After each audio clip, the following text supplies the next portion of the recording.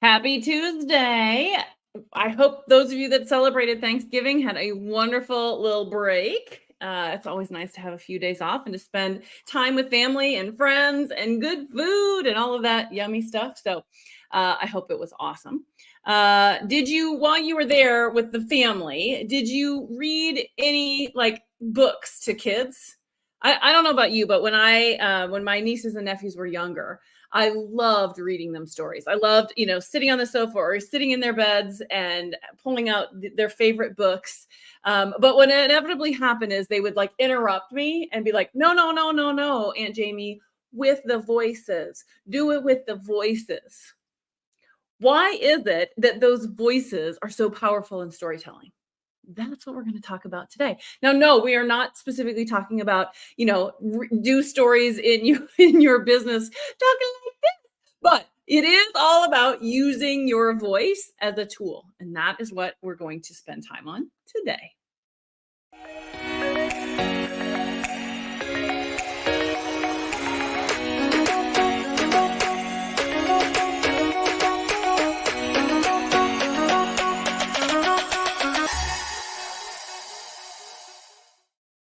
All right, so it's time for some confessions here.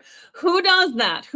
When you are, we all have children in our lives, whether it's our own children, our grandchildren, nieces, nephews. When you read them books, do you do the voices? You do voices, right? I'm not the only one. I cannot be the only one doing fun voices. At least I hope I'm not. All right, so we're going to talk today about using your voice as a tool in your storytelling. This is part 4 of a 5-part series on storytelling techniques. So we spent time on props, actually holding something up of some interest. We have talked about gestures of some sort, facial expressions, and then the pause, and actually using some silence for impact. Now we're into using your voice. This week, we're going to talk about pitch, tone, volume, inflection. And then next week, we are going to talk about sound effects. Oh, that's so good. I'm so excited. I hope you're having fun with this. I hope you're learning a lot. All right. So all of this little series leads us right up until the Storytelling Challenge, which is the week of December 11th. So if you've not yet registered, I put all of those links up above. So you have the links to all of the previous trainings and the link to register for the Storytelling Challenge. Now, I will tell you before you register, it is holiday themed. So we are going to be talking about Santa and presents and stockings and trees and who knows what else. Okay. So if that's not your jam, this isn't the challenge for you. I'll do it another time without the holiday. But this December 11th through the 15th, it's all holiday fun. Okay. If you and I have not yet met, my name is Jamie Hain, and I am a video and growth coach. And as I said at the beginning, I'm really good with the voices, at least according to my nieces and nephews. They love the voices. Maybe not so much anymore. They're all but 2 are adult and grown, but the rest of them are teenagers, and I don't know that they would appreciate my voices anymore. But that's not what we're talking about today. We're talking about how you leverage pace, tone, volume, inflection to make your stories come to life. So we're going to go through all 4 of those today, and then your homework is to practice, okay? You got to do at least 2 of them in your live this week. You can do it in this group where it's perfectly safe and secure. We're all here to support you, but that's your homework. I'm telling you in advance. I'll remind you when we get to the end. Okay, so let's dive in. Let's talk about pitch, okay? Pitch is either really low or really high. Okay, that. Oh, my voice actually cracked on that one, okay? So why would you use pitch? What emotion would pitch convey? So if you were talking in a really low voice or a really high voice, what would you be trying to convey inside of your stories? I want this to be really engaging. So I'm going to turn on the comments and pull some of this in. Okay, somebody else loves doing voices too. Okay, so why vary the pitch? Why would varying the pitch help? What would it convey? What would it show? Okay, Tammy says excitement or boredom. Okay, low is not necessarily bad, but you're exactly right on the high. The higher, the more exciting it is, woo, right? The lower could be mysterious. It could be serious. Okay. Imagine like when you get really mad at your children or your dog or your spouse. Okay. Typically your voice doesn't go, you come. No, it's like, you come here right now. Right. There is some serious tone going on. That was my dog. I was calling my dog, not my husband. I wouldn't do it like that. Okay. So Tammy's got it exactly right. You're conveying excitement, maybe not so much boredom, but seriousness. Okay. The emotions keep us on our toes. That's exactly right. And you're going to see that repeated as we go through all four of these. Okay. So pitch is low and high. I can't do high again. It hurt. That hurt. That one hurt. Okay. Let's tackle the next one. What was I going to do next? Volume. Okay. So I'm going to, let's do, volume has 2 levels as well. And obviously there's an array in between, right? But with volume, you can go really quiet, almost like a whisper. Okay. The extreme of that is, I won't do it because I don't want to break any eardrums, but really loud. Okay. Really quiet, quiet, quiet, quiet, and loud. What would we be trying to convey there? Why would we talk silent and quiet versus loud? What would be the energy we're trying to create in between those two? Okay, talking about volume. And here's what you're going to find as we start talking about this. A lot of these can go together, right? So if you're talking in a really low voice, it might be loud or soft. If you're talking in a really high voice, it might be loud or soft. They all kind of connect in there. Okay, so Tammy says quiet would be secrecy. Oh my gosh, I've got something so exciting, so important. Oh, yeah, it creates some energy in there, right? Like, shh, don't tell the others. I'm just telling it to you. Absolutely, you got it, right? And obviously the opposite of that, the loud part would be urgency. Like, I really want you to get this. This is really important. I might talk in a louder voice. But the key here with all of these things is to mix it up. Okay, it breaks up the monotony. So if anybody ever felt like, oh my gosh, my stories are so boring, my guess is you're not doing these kinds of things. You're not altering your pitch, your tone, your volume, your all of that stuff. Okay. Loud to be heard. Yes. If there's anything that you get out of this training, it's this one. Right? Importance. Conveying importance. Okay. Now let's talk about pace. Okay. With paste with a T, why not? With pace, P-A-C-E, you've got a slow pace. Come here right now. Or you got fast. You come here right now. Right now, I said right now, you come here right now. Do you see the difference? Slow versus fast. What am I conveying? Slow versus fast. What emotions am I conveying in those two? I'll do it again for you because this is just, frankly, it's just fun for me. Okay. You come here right now. I'm talking to my dog again, right? Versus you come here right now. Right now, you come here right now. What's the difference? I love waiting. I love waiting on the comments. Those of you that are watching replay, I want you to play along because I'm going to come back in and I'll respond to you. Nobody's got that one? That one's too hard, huh? Or you're all just listening and absorbing and not wanting to comment. Oh, listen, I get it. I get it. Trust me, I get it. There's also some repetition in here, isn't there? Okay. Slow is to be heard. Fast, you're stressed out and out of control. Yes. Okay. Slow might be intentional. You come here right now, right? This is important. I mean business. There's a seriousness to this, right? Fast, I'm amped up. I'm freaking out. Oh my gosh, I don't want you to get hit by a car, right? The other day, we were at Walmart and Otis jumped out of the car in the Walmart parking lot. The funny part of that story is that I was inside Walmart. My husband was outside with Otis.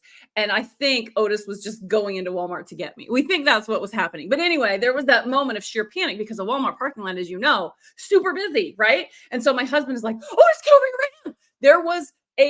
There was volume, there was pitch, and there was pace, right? It was like, you stop in your tracks right now, young man, because I don't want you to get hit by a car, right? Okay. Do something besides the dog. You want me to do voices besides the dog? Okay. Yeah, it's all about being very intentional with those choices to convey emotion, right? The words can convey emotion, but the tone and the pitch and the all of that really conceal the. I've got an example next that will help you with this. Yes, we have all had to use them all. High pitch, fast, loud, all of them, and you mix them up. In life, we do this. We do this naturally in life.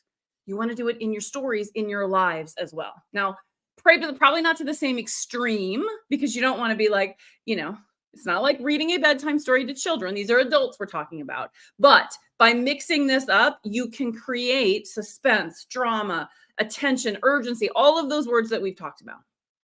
Okay? All right. Let's do the last one. Inflection. I'm going to do the example first, and then I'll have you guys help me with this. So there's a difference in me saying, you're going to do this right now. Or you're going to do this right now. What's the difference? The difference is in my inflection, in how I said the same exact words, right? When I end at the end with right now, it makes it a question versus right now, which is more of a demand. So inflection can create that emotion as well. It can completely transform the intention behind the sentence or behind the word. Okay. Let's see what you guys have here. You're already coming in here. One is the question. Tammy's got it exactly right. Okay. This inflection can also say this word right here.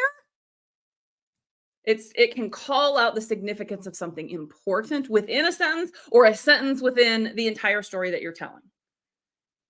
Okay. All of these things work together, like I said, to remove the monotony, but inflection, I keep saying the wrong word. Inflection can point out significance. It can help you remember key things or key elements in the story that you're telling. And we're talking about stories, but honestly, all of this applies to just regular lives that you're doing, even if you're not telling a story. You want to have all of these parts and pieces in your trainings. Okay. All right.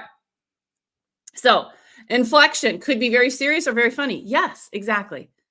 It doesn't show up on Facebook because I'm streaming from StreamYard. So you have to give StreamYard permission to show who you are.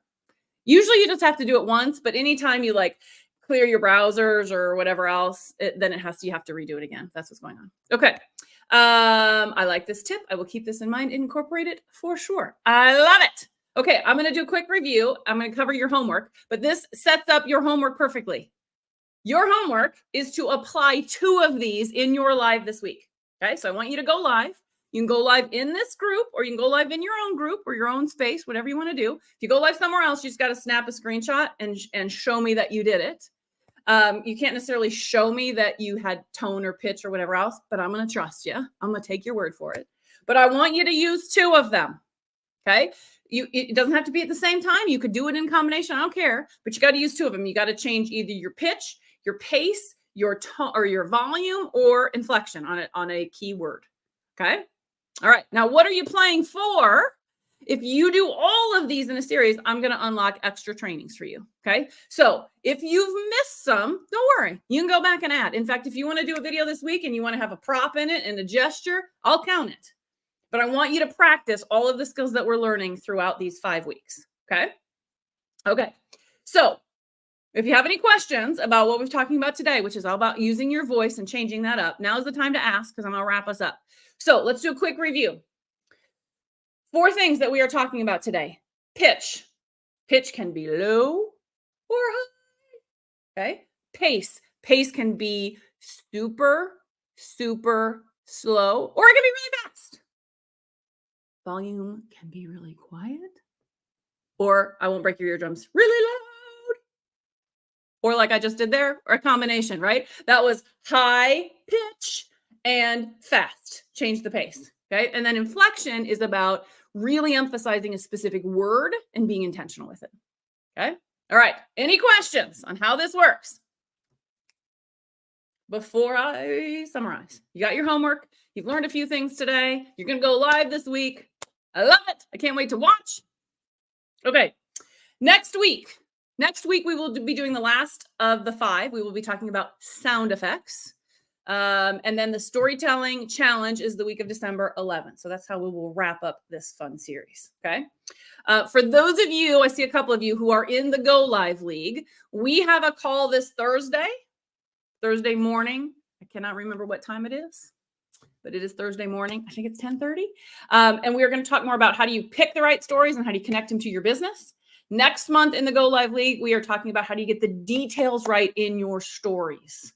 How do you get the details right in your stories? Okay. So for those of you that are competing and are practicing and applying all the things that you've learned, those are the videos you're going to unlock if you go live all 5 times, or you go live and demonstrate all 5 of these things that you have learned with me over the last 5 weeks. Okay. If you want to join us in the Go Live League, you can. $33 a month.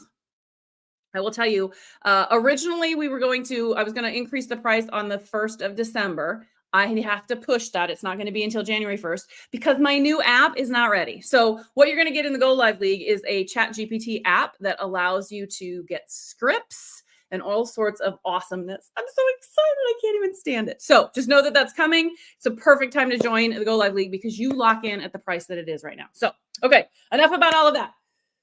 Here, let me see if there's any other questions before I wrap us up. Nope, not seeing anything. Okay.